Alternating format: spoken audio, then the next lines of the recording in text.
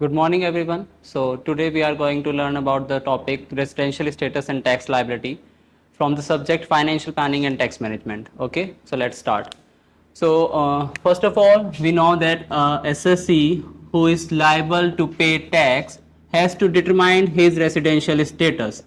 Residential status means whether he is a resident or an NRI. कोई भी SSC जो कि अपनी प्रीवियस ईयर की इनकम पर टैक्स पेबल करने के लिए लायबल है, फर्स्ट ऑफ ऑल हमें ये सेग्रीगेट करना होता है कि वो एसएससी रेसिडेंट है और एनआरआई है, जिसके लिए हमें इनकम टैक्स के अंदर लाए होने वाली दो बेसिक कंडीशंस को क्लासिफाई करना होता है।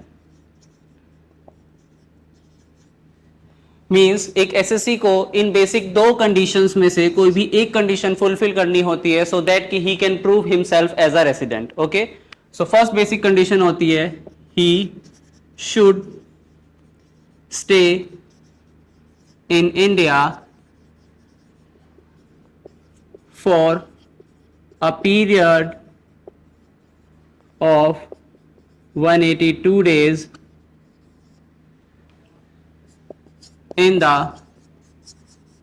previous year. That means कि जिस भी एसएससी का हम टैक्सेशन करने जा रहे हैं, जिस भी एसएससी की इनकम पर टैक्स इम्पोज्ड होने वाला है, अगर हमें ये जानना है कि वो रेसिडेंट है इंडिया में या एनआरआई है, सो फर्स्ट बेसिक कंडीशन क्या कहती है कि he should be stay in India for a period of 182 days in the previous year. That means कि पिछले साल प्रीवियस ईयर जिस ईयर में उसने इनकम अर्न की है उस ईयर में उसे 182 डेज का पीरियड इंडिया में स्टे करना होगा। That should be direct in a way or can be merged in two period. Okay, the next basic condition is he should stay in India for at least 60 days in previous year plus a period of 365 days in back to previous year.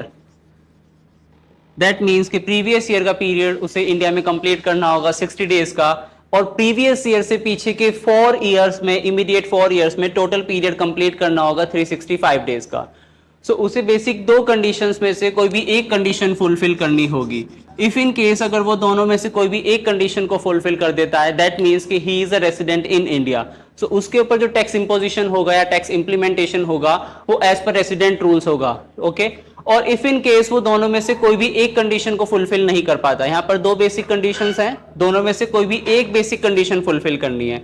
अगर दोनों में से कोई भी एक condition fulfil नहीं कर पाता है तो वो यहां पर एनआरआई डिक्लेयर्ड हो जाएगा। एनआरआई के लिए tax imposition on different level होता है। Okay, once he proved himself as a resident, so after that हमारे पास एक नेक्स्ट ऑप्शन आता है कि whether resident is a ordinary और नॉट ऑर्डिनरी रेसिडेंट, जिसके लिए हमारे पास एडिशनल कंडीशंस आती हैं।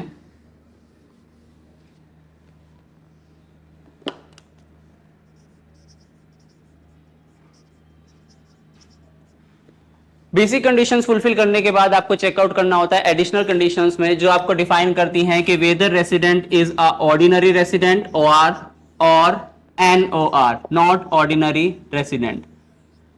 सो हमारी बेसिक कंडीशंस आइडेंटिफाई करेंगी कि whether the SSC is a resident or NRI, और हमारी एडिशनल कंडीशन आइडेंटिफाई करेंगी कि whether SSC is a ordinary resident or not ordinary resident. Additional conditions क्या कहती हैं? फर्स्ट कंडीशन है he should be declared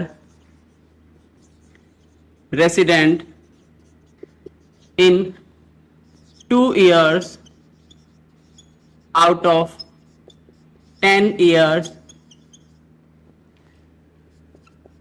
immediately back to previous year.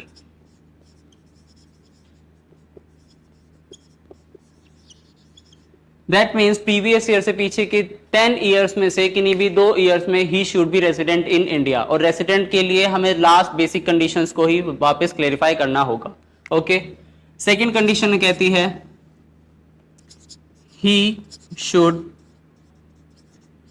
stay in India for a period of 730 days in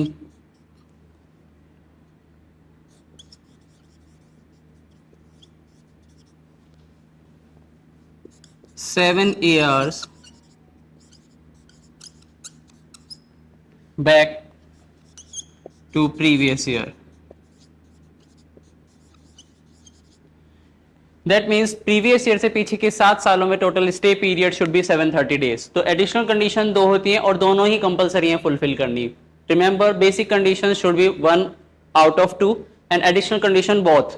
first condition he should be declared resident in the 2 years out of 10 years. Previous year से पीछे के 10 सालों में से किसी भी 2 साल में उसे रेसिडेंट डिक्लेयर होना पड़ेगा. सेकेंड कहती है कि he should stay in India for a period of 730 days out of 7 years back to previous year. Previous year से पीछे के 7 सालों में टोटल स्टे पीरियड उसका 730 डेज होता है. अगर ये कंडीशन फुलफिल कर दी जाती है तो हमारा जो रेसिडेंट एसएससी है वो डिक्लेयर हो जाएगा एज ऑर्डिनरी रेसिडेंट.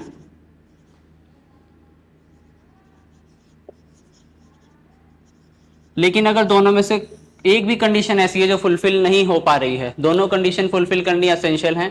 अगर दोनों में से एक भी कंडीशन ऐसी आती है जो फुलफिल नहीं हो पाती है तो उस केस में हमारा जो रेसिडेंट है वो नॉट ऑर्डिनरी रेसिडेंट डिक्लेयर हो जाएगा. और तीनों के लिए ही अलग अलग टैक्स डिक्लेरेशन होते हैं. ठीक है, ये हमारा टॉपिक था रेसिडेंशियल स्टेटस. आफ्टर दैट जब आप रेसिडेंशियल स्टेटस को क्लासिफाई कर लेते हैं तो उसके बाद आपके लिए नेक्स्ट टॉपिक होता है टैक्स लायबिलिटी, कि किसके लिए टैक्स लायबिलिटी कितनी इंपोज की जाएगी. टैक्सेशन अमाउंट आप क्या पेबल करेंगे इन 3 all case, resident, ordinary resident, not ordinary resident and NRI, जिसके लिए 5 बेसिक पॉइंट्स होते हैं. फर्स्ट ऑफ ऑल हम तीनों के लिए कॉलम्स क्रिएट कर लेंगे. NRI, not ordinary resident and ordinary resident. तीनों ही केस में इनकम पर टैक्सेशन डिफरेंट लेवल पर होता है. फर्स्ट केस आता है इनकम अर्न और received in India.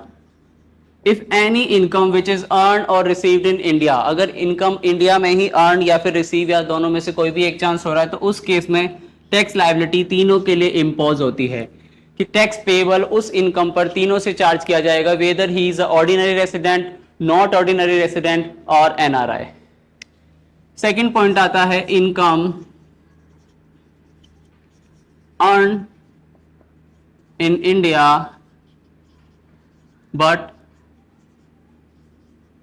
received outside India. Second point define करता है कि इनकम अर्न इंडिया में हुई है, अर्निंग पॉइंट इंडिया के अंदर है, लेकिन रिसीव्ड हो रहा है आउटसाइड इंडिया, बियॉन्ड इंडिया जाकर. उस केस में residential, not ordinary resident or NRI तीनों के लिए ही उस केस में भी टैक्सेबल होगा. जैसा कि मैंने फर्स्ट पॉइंट डिक्लेयर करते हुए बताया था कि वेदर इनकम अर्न और received in India, the tax imposition for the 3 of them will be same. Third point आता है income received in India but earn outside India. तीनों पॉइंट सिमिलर हैं. इस केस में भी तीनों के लिए इनकम इंपोजिशन सेम होगा, तीनों को टैक्स पेबल करना होगा on their income. Fourth point, income from any business और profession which is controlled from India.